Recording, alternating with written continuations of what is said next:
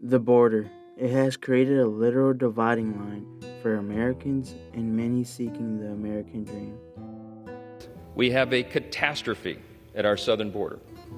It is because the border has been deliberately opened wide that we see the terrific horrors that are taking place across our country right now. Here's a short list. From Texas to New York, waves of illegal immigrants are now overwhelming our communities. Just since the time I was elected Speaker, less than 100 days ago, more than 700,000 illegals have been welcomed into our country illegally by the Biden administration. We've all heard the debates on both sides, the problems, and even the far-out beliefs some hold about what immigrants are doing on American soil. A lot of towns don't want to talk about it because they're so embarrassed by it.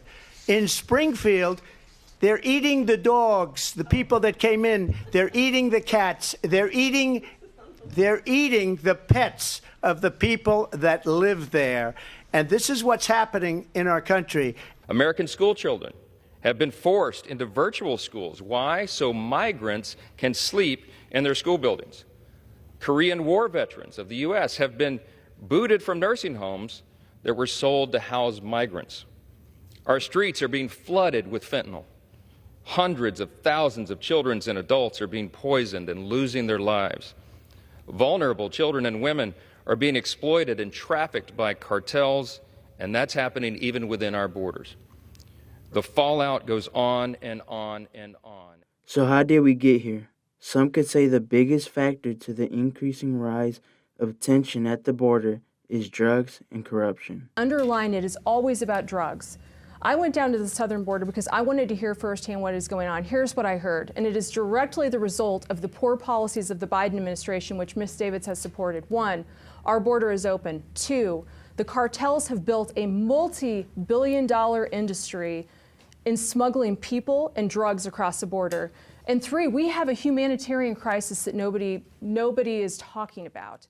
For many families, they are willing to sacrifice everything they knew to achieve a better life. This is my mother, and this is why she and my father came to the U.S. from Mexico nearly 30 years ago. I want to give a better life to my children, help my parents economically, have a house because we didn't have nowhere to live. My parents have made a great life here in Lake Charles, Louisiana, but even after all these years, there are still underlying issues that can cause fear. Here, there are more opportunities for work, earning money, but we always in fear. Living in the shadows because we didn't have any identification. This is my father. He's been an outstanding citizen, hardworking, and no issues with the law. Yet with decades of living here, he's still not a U.S. citizen. Yes, I would like to be a citizen so I can return to Mexico and visit my family members. One of the biggest concerns for families like mine with President Trump is what he said about mass deportations of immigrants and even birthright citizens. You promised to end birthright citizenship on day one. Is that still your plan? Yeah, absolutely. The 14th Amendment, though, says that, quote, all persons born in the United States are citizens. Can you get around the 14th Amendment with an executive action? We're going to have to get a change. We'll maybe have to go back to the people, but we have to end it.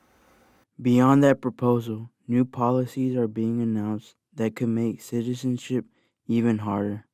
Breaking news this hour as President-elect Trump has just announced that starting on day one of his administration, he'll charge Mexico and Canada a 25% tax for all products coming into the United States, all in caps there. Trump says it's to force the U.S.'s closest neighbors to take action on illegal immigration and crime and drugs. They're not our enemies, but again, they're not acting as our friends either, as they allow millions of people to flow into the United States through their country. And so it's time for Mexico and Canada to control their immigration and their borders with the United States. Every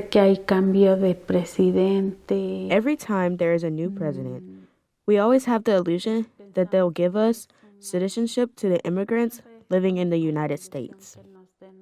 I do believe President Trump has the right idea, but his execution isn't the way things should be done. We need background checks, we need to stop catching and releasing at the border, we need to deport those with criminal records, but we also need to make the process easier for people like my family to become U.S. citizens.